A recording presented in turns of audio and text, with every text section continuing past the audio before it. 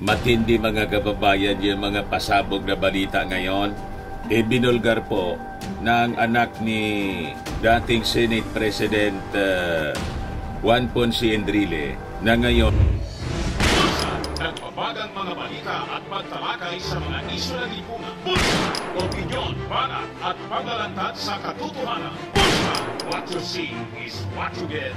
You decide.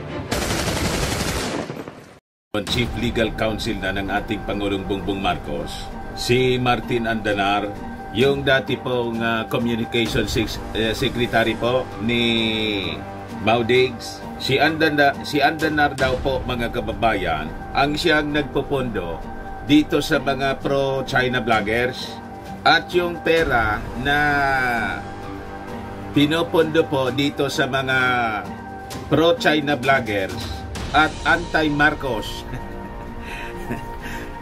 yung mga naninira sa ating Pangulong Bongbong Marcos na mga vloggers na dati pro-BBM noon. Si Martin Andanar daw po ang nagpupundo at yung pera galing sa China. So ito ngayon mga kababayan ang banner story ng Politico News. Bata ng Beijing, Enrile's daughter. Andanar funding anti-Marcos vloggers using China money. Yan po mga kababayan yung anak ni Enrile. Si Katrina Ponce Enrile. Siya po yung CESA Administrator and CEO, yung Cagayan Economic Zone Authority. Kaya pala niya Mr. Maravillas ang sisipag ng mga pro-China vloggers na siraan yung ating Pangulong Bongbong Marcos. Kasi yung ating Pangulong Bongbong Marcos ay hindi sumasang-ayon doon sa foreign policy na tinatahak noon ng kanilang patron na si Digong. So ever since mga kababayan, tama pala yung ating tama yung ating hinala at yung mga nababasa natin na mga articles na yung China ay talagang nangingialam sa mga bansa tulad ng Pilipinas at nag-i-employ sila ng mga propagandista ay talagang totoo. Ito po yung ito po ngayon ang laman ng balita. Si Martin Andanar po matapos na mawala sa gobyerno kasi siyempre nagtapos na yung turno ng dating Pangulong Digong. Nagtrabaho na po doon sa Beijing, China. Ito po. Kailan ito? September 18, 2023. From Manila to Beijing, Martin Andanar goes global as CGTN's news anchor. Yan po. Kita ninyo? CGTN news anchor na siya, mga kababayan. Bata na ng Beijing po. At siyang nagpupondo daw, sabi ni Katrina Ponce Enrile, ng mga anti-Marcos vloggers using China money. Kaya pala na niya Mr. Maravillas, yung Armed Forces of the Philippines, si General Romeo Browner, order na ngayon sa kanyang mga sundalo na bantayan doon sa Davao Region. Baka niya mapasok ng mga infiltrators. Ano kaya niya Mr. Maravillas ang connection nito dito sa secessionist movement na biglang lumitaw? Baka niya Mr. Maravillas pati yung secessionist movement may pondo din galing sa China. Ano sa tingin ninyo mga kababayan? Kaya nga agad-agad mga kababayan na nagpalabas ng mga statements yung ating mga opisyal, una yung mga senador, congressmen, gobernador galing Mindanao, then yung ating National Security Advisor, then ngayon, mga kababayan, pati yung ating Department of National Defense, si Secretary Gibo. Mamaya ibigay ko po sa inyo yung mga kwento, yung detalye na mga kwentong ito. At pati yung mga officials ng League of Cities and Provinces of the Philippines po, League of Cities of the Philippines, nagpaabot na rin po ng kanilang pagkontra dito sa gustong mangyari ng dating Pangulong Digong. Yan po. LCP opposes ex-President Duterte's call for separate Mindanao. O ito sige po, DND chief vows to protect sovereignty amid secession threats. Malamang niyan, Mr. Maravillas, yung hula mo. Baka may pondo po na dumadaloy para guluhin ang Pilipinas ay talagang malamang totoo niya, Mr. Maravillas. Malamang po. At ngayon nag-intensify po, mga kababayan, yung cyber attacks. At na-trace po na yung location ng cyber attacks galing pong China. Yan po mga balita ngayon, no? Na hacking attempts alarming and outraging, sabi po ni Senadora Grace po. Sabi ng ating Speaker of the House, Martin Romualdez, kailangan nating labanan. Romualdez calls for DICT briefing on cyber attacks. Sabi po ni House Secretary Velasco, millions of attempts from hackers to deface House website. Ina-target ngayon po yung Congress. Kanina lang breaking news, mga kababayan, na may bomb threat sa Kongreso. Kaya po, mga kababayan, pinaigpit yung security. Sabay-sabay na po na umaatake yung mga kampo ng China. Matindi talaga niya, Mr. Maravillas. Talaga niyang kailangan natin na mag-unite, magkaisa tayo rito. We have to reject these politicians na malamang pinupunduhan na, mga kababayan ng China. Yun na nga po yung sinasabi ko po sa inyo, mga kababayan, na mag-ingat po tayo sa pagpipili ng magiging mga leaders natin. Papalapit na yung midterm election. Yung iba dyan tatakbo pagka-senador. At lalo na po sa 2028, yung mga sympathizers ng China dito po, na mga politikos, malamang sasahod po. Although it is illegal, bawal po yung foreign funding. Pero maraming paraan po. Pwede bagang padaanin sa mga local businessmen. At may alam nga tayo na isang politiko pabalik-balik na doon. Parang kilala ko niya, Mr. Maravillas, siya na pabalik-balik sa China. Kilala po ninyo. Sige nga, andal-dal sa sa media po. At may sariling YouTube channel din. At sabi, tatakbo uli sa pagkasenador, mga kababayan. So, masyadong delikado. Mag-ingat po tayo. But before ko, mga kababayan, ibigay sa inyo yung full story, kasi ang sabi, pati po si Pacquiao naisip na rin na tumakbo, mga kababayan. Di ba si Pacquiao may yung istasyon, nakipag-collab na rin sa China. Kaya lang, I think hindi na matutuloy. Iyon na nabulgar doon sa Congress. May plano daw na tumakbo, mga kababayan, sa pagka-senador din. Gagayahin daw si Joel Villanueva. May himala. Kibuloy Mals 2025 senatorial rank. Talaga niya, Mr. Maravillas, matindi yung mga pasabog na balita mo ngayon. Matindi po yung mga lumalabas na balita ngayon. But before ko ibigay sa inyo yung full story, click subscribe mo na dito sa ating YouTube channel and hit the notification bell para lagi po kayong updated sa mga kaganapan dito sa ating bansa. Sa ating mga Marcos loyalist po na hindi pa nakasubscribe, mag-subscribe na po kayo para malabanan natin ang fake news ng mga dilawang DDS, lalo na po yung mga funded ng China. Di ba? Wag na rin po ninyo, mga kababayan, na escape yung ating mga commercial ads para tuloy-tuloy ang pag-unlad ng bagong Pilipinas. So gusto na namin na yan na malaman itong sinasabi mo na si Martin Andanar pala, dating communication secretary ni Digo, ay siyang nagpupundo dito sa mga anti-Marcos vloggers at yung pera galing sa China. Ayan po, mga kababayan, nagsabi dito sa Politico News. Bata ng Beijing, Enrile's daughter. Sinabi niya na si Andanar, funding anti-Marcos vloggers daw.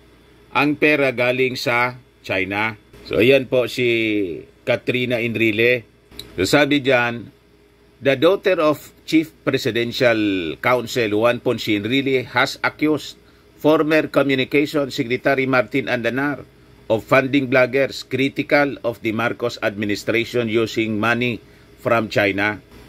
The daughter of Chief Presidential Counsel Juan Ponce Enrile, na siya ring Cagayan Economic Zone Authority Administrator and Chief Executive Officer, pinangalanan po itong si Andanar, na nasa likod ng mga bloggers. She warned the public against believing the propaganda of bloggers like Maharlika and Sasrogando Sasot. Sabi na, mga kababayan, booking niya, Mr. Maravillas. I just found out also that Martin Andanar is not based here. He is not based in Beijing. He is not based in Beijing.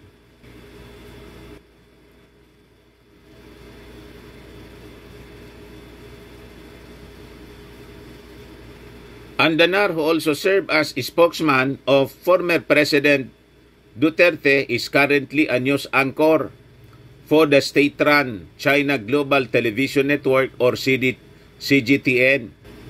Katrina Enrile said people should be aware that Maharlika and Sasot have ulterior motives in criticizing the administration. You want to continue listening to the rants? Go ahead. I'm just telling you, they're being paid from China, sabi po ni Katrina Enrile. Matindihan niya pala, Mr. Maravillas. Matindi po. Itong si Martin Andanar po, kinuha na po ng CGTN. From Manila to Beijing, Martin Andanar goes global as CGTN's news anchor. Medyo mali yung pakasulat ng balita doon sa Politico News na is not in Beijing. Nasa Beijing po siya. Noon pa, nakikipag sabuatan.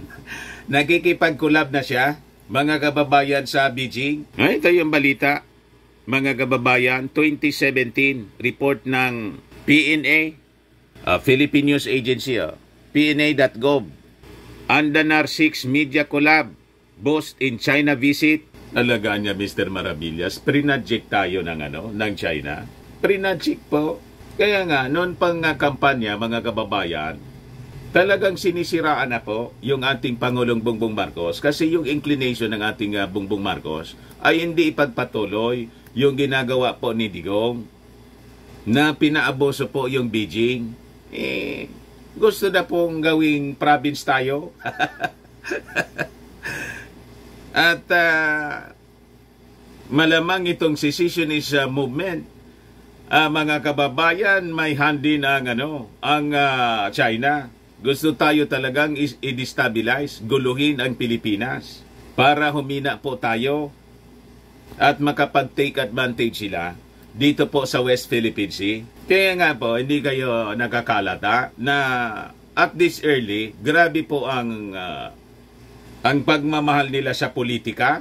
Sinimulan agad yung pamumulitika po. Gusto nang iupo si Inday. Nagmamadali. Gustong talsikin si Martin Romualdez. Kasi si Martin Romualdez, mga kababayan, siya yung knight in shining armor ng ating Pangulong Bongbong. Siya yung shield sa Congress. Kasi pag wala si Martin, yung panawagan, di ba, ni Roque, palitan daw, nananawagan sa ating Pangulong Bongbong Marcos na palitan si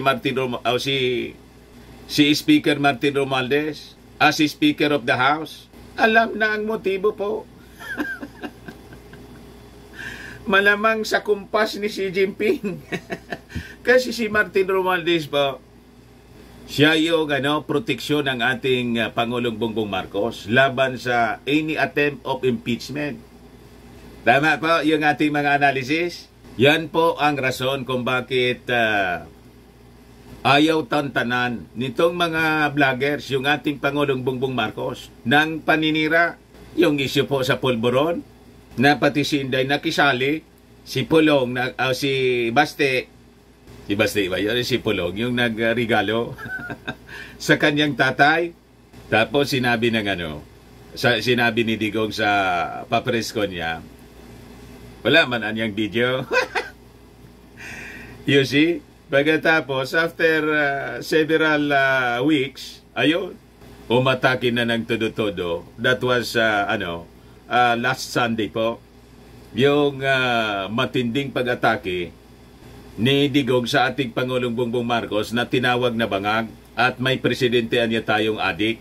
Then the next day, nananawagan na ng sinusulong na yung secessionist movement. Gusto nang iwala yung Mindanao. Nasabi ng kanyang kaibigan na si Ramon Tulfo, journalist na si Montulfo, napanood ko niya si Digong para niyang wala sa sarili. You see? So ito mga kababayan, yung payag ni Katrina Ponce Enrile. I-play ko po. Pakinggan po ninyo. Hindi ko lang isintro po sa kanyang mukha para hindi po baka ma-restrict po tayo. Basta yan siya. Yan i-play ko po. Pakinggan ninyo. I just found out also that Martin Andanar is not based here. He is not based in Beijing. He is the one funding all this disinformation, like Maharlika, like SAS, like all these others. They're not doing this out of love of country. They're doing this because they're getting paid. You want to continue to listen to their rants? Go ahead. But I'm just telling you, they're being paid from China. When another country is trying to control even the narrative that is going to be brainwashing everybody here, we're in deep trouble. We are easily fooled. We like to always go with the underdog. But who is really the underdog? Try your best to broaden your mind and think about it. It's usually the people in power. Sila parating binabato, di ba? There was never a president here that was truly loved. Being on the top, isang mali mo lang, upunahin. Pero lahat ng magandang ginawa mo, kinakalimutan. So yun mga kababayan, malinaw pa, dalawang vlogger yung pinangalanan ni Katrina Ponce Enrile na siguro some of my viewers dito po ay nanonood sa kanila. Ang pinangalanan po, si Maharlika. Si Maharlika ngayon, sabi, may nag-share sa atin ng information, may nagkaso na sa kanyang cyber libel doon mismo sa Amerika. At saka si Sasot, si Mr. Sasot mga kababayan. Ang expose po, ang nagsabi, si Katrina Ponce Enrile. Ayan po, anak ni Juan Ponce Enrile, Chief Presidential Legal Advisor ng ating Pangulong Bongbong Marcos. Kaya niya walang tigil sila sa paninira. Araw-araw po. Yun na lang po, mga kababayan, ang laman ng kanilang mga videos. Lahat po mga marites. Kung ano-ano mga theories, chismis. Di ano-ano yun, Mr. Maravillas, na sinasabi mo na pati yung Kongreso ay gusto nang i-hack at yung cyber attacks ay na-trace ng mga experts somewhere. Yung location po, China. O ito po, pati yung ating Speaker of the House ay na-alarm. Sabi diyan, kailangan nating labanan. Romualdez calls for the ICT briefing on cyber attacks. Sa ating mga websites po, purportedly by Chinese hackers. Tumindi po yung atake ng mga Chinese sa atin. Hindi lang yung mga kanilang bullying na ginagawa po dito sa West Philippine Sea. Kaya matindi po yung yung past administration na inalaw po yung mga telecommunications company, yung telecommunication company na pag-ari ng China, pinaintulutan po na maglagay ng mga cell sites sa mga kampo ng militar. Delikado po talaga yon. Pinaimbestigahan na ito ng Congress noon, pero parang wala din nangyari. I think kailangan ng seryosohin ito ngayon, mga kababayan. with these developments ng mga cyber attacks. So yun ang ating knight in shining armor ng ating Pangulong Bongbong, si Martin Romualdez. So nagpatawag siya ng urgent meeting with the Department of Communications, Information and Communications Technology. So sabi niya, I express deep concern regarding the recent cybersecurity breaches in government agencies as reported by the DICT. The revelation niya that hackers suspected to be operating from China have infiltrated the email systems and internal websites of various government agencies is a matter of national security and public interest, sabi po ni Romualdez. The fact that these breaches have targeted critical domains such as cabsec.gov.ph, coastguard.gov.ph, cbprd.congress.gov.ph, dict.gov.ph, doj.gov.ph, and ncws.gov.ph, in addition to the private domain of President Ferdinand Bongbong Marcos Jr., signifies a dire need for an immediate and comprehensive response. Sabi po ng speaker, pati pala yung pribadong domain ng ating Pangulong Bongbong Marcos, tinarget ng mga hackers galing po sa China. Ganon katindi po, ganon kapiligroso. Kaya po, naisip na ni Katrina Ponce Enrile na ibulgar kung sino yung mga kasabwat dito sa Pilipinas ng China sa mga attacks against the President, mga propaganda po, na ang sabi niya, pinupunduhan po ng China mismo. At si Martin Andanar, ang sabi, nasa likod. Yung dating communication secretary ni Mau Diggs, yung una pong inatake ng mga hackers, yung sa overseas Workers and Welfare Administration. So sabi po rito, to this Romualdez said, hindi natin ito dapat palampasin at kailangan nating labanan. In light of these alarming developments, I am calling anya on the DICT and other concerned agencies na mag-conduct ng thorough briefing sa Congress. Itong briefing anya should focus on the nature and extent of these cyber attacks, the current measures in place to prevent future incidents, and strategies for enhancing our cybersecurity infrastructure. Romualdez underscored the importance of holding such briefing in an open hearing. Importante niya yung transparency in this matter as it affects not just the integrity of our government's digital infrastructure but also the safety and privacy ng ating mga kababayan.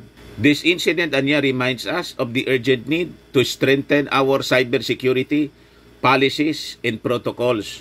We must ensure that our national cybersecurity strategies anya are robust enough to withstand such attacks at para makapag-adapt anya tayo to the evolving digital landscape. Sabi ng ating magiting na successor ng ating Pangulong Bongbong Marcos, dapat man talaga po si Martin Romualdez. Kasi pag hindi si Martin Romualdez po ang maging successor, baka maging province na tayo ng China. Ang tinatarget na ngayon, yung Congress, millions of attempts, sabi rito, from hackers to deface House website. Sabi po ni House Secretary Velasco. Yan po yung sabi niya sa interview ng media. Sabi niya, we are not so happy with these attacks on this website. According to our IT group, there have been, I don't know if I will believe them, but millions of attempts to deface, to hack our data. So there is really a cyber threat against the House of Representatives, sabi po ni Velasco. Not just the website, but the data we have to protect. Talaga niya yung mga barkada niya ni fentanyl, sabi ng mga viewers natin. Hindi na niya fentanyl, Mr. Maravillas, tawagin mo na lang na Pintagong. Parang Pentagon yung dating po. kung Fintagong. Para niya madali ma-identify. They're working overtime, mga kababayan, para durugin po tayo yung ating gobyerno. I-discarril, mga kababayan, yung operations ng ating gobyerno. So, ang critical po, yung mga websites na may relasyon po sa ating national security. So, tulad ng sinabi ko po, mga kababayan, isip-isip po tayo, lalo't papalapit na yung eleksyon. Paano yan niya, Mr. Maravilla? Si Pacquiao pala niya, may planong tumakbo pagka senador. May plano po. Sabi rito sa balita, may himala. Kibuloy, Mals 2025 senatorial run. Sa kabaga niya, Mr. Maravilla, wala man problema kung wala man siyang disqualification, hindi pa man siya convicted doon sa mga karamal-dumal na yung iniimbestigahan po ni Senator Risa Ontiveros. So, pwede pa man siyang kumandidato basta't walang disqualification po. At tayo naman po yung magdidetermine kung siya papasok sa Senado. Di ba? So sabi rito, yung possible run sa 2025 ay dahil na-inspire siya kay Senator Joel Villanueva's success. GIL po si Joel Villanueva eh. So yung kanyang potential Senate bid is seen as a strategy daw to gain immunity from US sex trafficking charges and to support former President Duterte's political ambitions. Talaga niya, Mr. Maravillas, mga pang-sarili lang. Yung iniisip ng mga taong ito para sa kanilang proteksyon. Ganon din po yung move ni, ng kanyang kaibigan na si Mau Diggs. Kaya gusto niyang iwala yung Mindanao dahil po sa issue ng ICC. So sabi diyan, despite being nowhere near the range of possible winners in early voter preference surveys, the self-proclaimed appointed son of God is supposedly upbeat about his chances of winning the midterm polls. Yan, mga kababayan, kasi yung pinagmamalaki ni Pacquiao, yung sabi, around 4 million members niya at patuloy pang dumarami na mga followers. So, magiging exciting pag ganon, mga kababayan, yung 2025 midterm elections. Pero niya, Mr. Maravillas, kumusta na yung proposal ni Diggs na Independent Mindanao? Lalo po dumami yung mga nagpalabas ng opposition po. Ayan LCP opposes ex-President Duterte's call for separate Mindanao. Sino man magugusto na, mga kababayan, na yung Luzon, Visayas, and Mindanao gustong i-dismember ni Digong. Sabi po ng LCP, League of Cities of the Philippines, division niya is the Philippines' greatest enemy. Yan yung sabi ni LCP President and Cebu City Mayor Michael Rama. As he backed the Interior and Local Government Secretary Benjamin Abalos call for a united nation. So sabi niya, the League supports the duly constituted authority and remains steadfast in upholding the Constitution. We must continue to be guided by selfless service, a hallmark of genuine public servants. Our strength as a nation lies in our ability to rise above partisanship and self-interest. Our nemesis is a divided nation. So, sinupalpal ng mga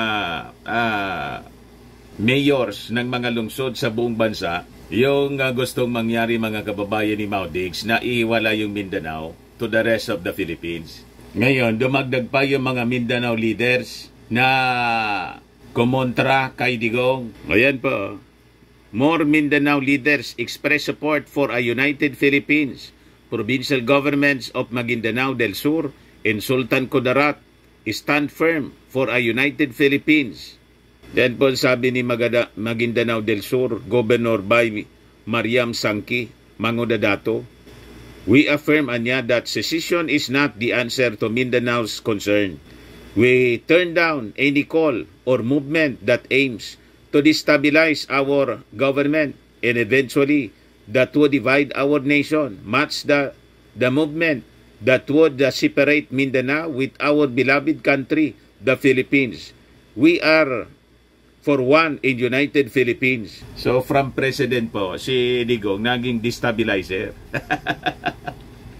You see? Sabi naman po ni Governor Dato Pax Ali Mangudadato, Sultan Kudarat, Mindanao's concern anya should be resolved without pursuing secession.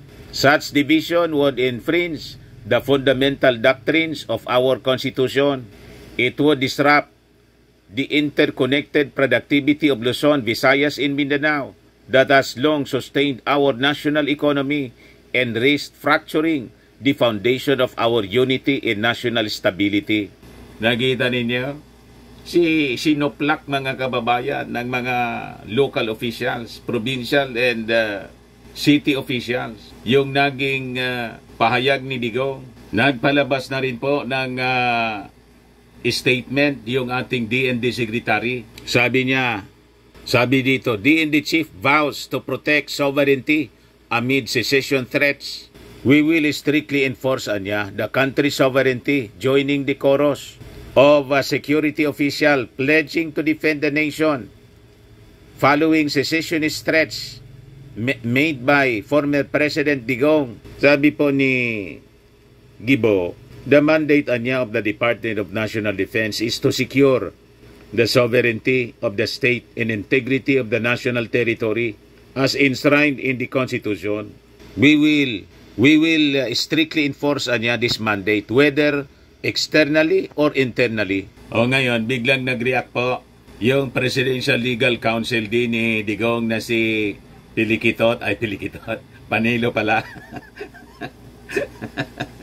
Ang Pilikitot niya, parang palito. Tinatawag ito si Kabayan ng mga critics niyang si Palito. Panelo po, Panelo. Overreacting niya? You are overreacting too much. Sabi ni Panelo, an overreacting po, yung amo mo. O diba? At lahat ng kanyang mga anak, overreacting, hindi man nga hindi man inaaway. Nagsimula lang doon sa confidential funds. Ito na napunta na sa secessionist movement. Doon lang to, mga kababayan, nagsimula. Ay doon pala sa attempt ni Hilo Garci. Doon nagsimula, mga kababayan. Napunta na sa dismember ng ating bansa. Kayo yung nag-overreact. Tapos babalik na din ni Panelo yung ating administrasyon po. Ngayon po, sa itsura lang po ni Panelo, ito yung overacting. Di ba? Sobra yung facial expression niya. So sabi rito sa balita, government officials who vowed to crush any secessionist movements in Mindanao are simply overreacting. Panelo was visibly annoyed by first comments about threats to seize Duterte. May ganun ba? Parang sumubra po. Yung mga sundalo po ay pinag-ready lang po for possible infiltration doon sa Davao Region. Yun pa man lang po, wala mang utos to seize Duterte. Pag siguro finailan siya ng kaso, bira niya Mr. Maravillas, bakang ibig sabihin ni Panelo yung sa ICC, tapos na daw yung sa ICC. Baka at any time, mga kababayan, magpalabas na po ng warrant of arrest.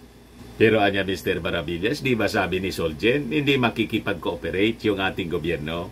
Depende po sa behavior. Analysis ko man lang po, hindi man po ako parte ng administrasyon ng ating Pangulong Bongbong. Supporter lang po tayo. Journalist, vlogger, supporter. Pero sa tingin ko lang po, pag hindi mag-behave talaga, malamang yun ang abutin eh. Di ba? Lalo't may mga nagpaplano na po na mag-file ng kaso na secession, rebellion. inciting to rebellion.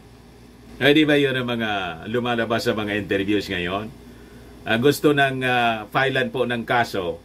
Ito pong si Digong, pati si Alvarez, gusto na pong i-expel nga. Pinapaimbestigahan na sa Kongreso. At pag napatunayan po, malamang ma-expel. Patalsikin siya as member of the Congress. So sabi rito, he defended the former president proposal to separate Mindanao for the rest of the Philippines. He believes the former leader's pronouncement was merely a suggestion. Papalusot na naman po. Para niya Mr. Maravillas yung threat doon sa ACT Party List representative. Yung latest pala po, mamaya ibigay ko po sa inyo. May legal actions na ginagawa uli si ACT Party List Representative Castro. So sabi ni Panilo, to those who are saying this, you are overreacting. OA. What are you going to crush? What are you going to crush? What secession are you talking about? The secession that is being articulated by the former president is just an idea. Kaya nga po, ang lahat man na rebellion nagsisimula sa idea. Di ba? Sa plano, ang sinasabi lang ng ating mga security officials, pag itinuloy-tuloy niya yan, action.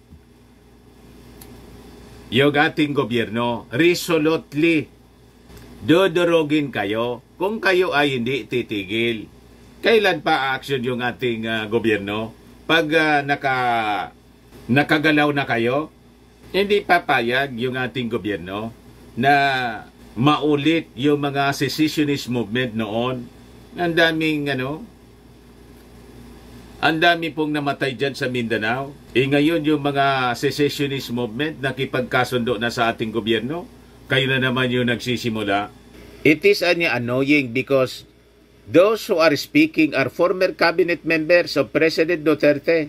You are all too eager to please Malacanang. While Fanilo did not name a former cabinet member, it was National Security Advisor Eduardo Año had warned that the government would not hesitate to use force to quell any attempts to divide the nation. Año served as Secretary of the Department of Interior and Local Government from 2018 to 2022 during the term of Duterte. Kahit na po, yan ang mga professionals na hindi po kumo naging opisyal siya ng dating administrasyon, yung dating opisyal na nag-appoint sa kanya, pero gumagawa ng labag sa ating konstitusyon, hindi na siya aaksyon. Di ba? Kasi may utang na loob. Hindi dapat ganon. Ang loyalty should be to our constitution and to the chain of command. Ang chain of command ngayon, Commander-in-Chief, ay yung ating Pangulong ganon lang po.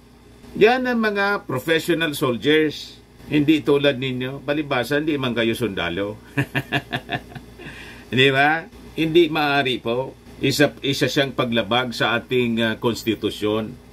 He will be committing a crime, sabi po ng mga legal experts. Kahit nga po yung mga pinagsasabi niya during the so-called prayer rally na punong-puno ng pagmumura. Sabi ng mga legal experts, pwede siyang kasuhan doon. Kaya lang, hindi gano'n ang ating Pangulong Bongbong. Ito na si Franz Castro, mga kababayan. Sabi rito, Alliance of Concerned Teachers Party List Representative Franz Castro files a petition to review to annul the dismissal of her complaint against former President Rodrigo Duterte at the Department of Justice. Pinapareview po. Anyway, yun man lang po, mga kababayan. Napaba yung ating kwentuhan. Ako po si Dante Maravillas. Bye-bye po. God bless. Sa mga naghanap po ng Malinis and Spaces Fitness Gym, pumunta lang po kayo sa aming Colossal Fitness Gym. We also offer Grab Car Rental with our brand new 2023 model ng Toyota Innova. We also accept booking for those who are planning to travel via PAL. Cebu Pacific and other airline companies, local and international, and bills payment for Meralco bills, Aleco bills dito sa amin, sa Albay, PLDT, etc. Maski saan po ninyo plano na mag-travel, pwede kayo magpa-online booking dito sa amin. Pati sa hotel po, may bayad center na rin po kami at saka may Paymaya. Ang Colossal Fitness Gym is located at 3rd floor, Security Bank Building, Ganco Business Park, Legazpi City, Albay. For inquiries, look for Chilon Maravillas. Contact number 0966-802-0949. Yan po ang aming Innova. Lagi na pong matao sa amin. Na-set up na rin yung mga bagong gym equipment. May treadmill na rin po kami. At saka may bagong parada kami po. Galing Korea ito na binibenta. Whitening po siya. Ayan po, negosyo siya ng aking anak na architect, si Architect Chris Maravillas. Tingnan ninyo yung pagkakaiba before and now. Eye Glow Serum. 3 times effective than your ordinary collagen serum with anti-aging and brightening formula. Dumiretso na lang po kayo sa FB account niya para sa inyong mga inquiries. Ito rin, mga kababayan, Firmax cream. Mainam po ito sa paninigas ng mga kasukasuan. Pinapahid lang sa mga pulses and affected area.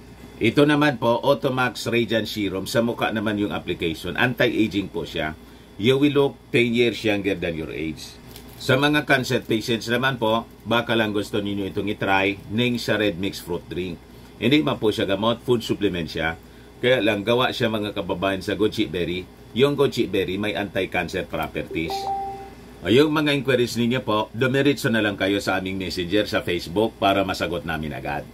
Ayos pa mga kababayan, ayos na ayos anya Mr. Maravilla.